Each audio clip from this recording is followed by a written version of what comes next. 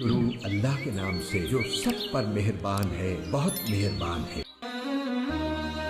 قاف، قرآن مجید کی قسم، ان کافروں نے پیغمبر کو کسی دلیل کی وجہ سے نہیں جھٹلایا، بلکہ انہوں نے اس بات پر حیرت کا اظہار کیا ہے کہ کوئی آخرت سے ڈرانے والا خود انہی میں سے کیسے آ گیا۔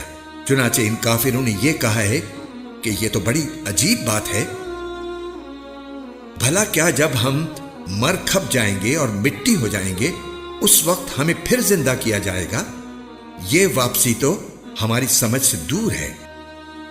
واقعہ تو یہ ہے کہ زمین ان کے جن حصوں کو کھا کر گھٹا دیتی ہے ہمیں ان کا پورا علم ہے، اور ہمارے پاس ایک کتاب ہے جو سب کچھ محفوظ رکھتی ہے۔ دراصل انہوں نے سچ کو اسی وقت جھٹلا دیا تھا جب وہ ان کے پاس آیا تھا، چنانچہ وہ متضاد باتوں میں پڑے ہوئے ہیں۔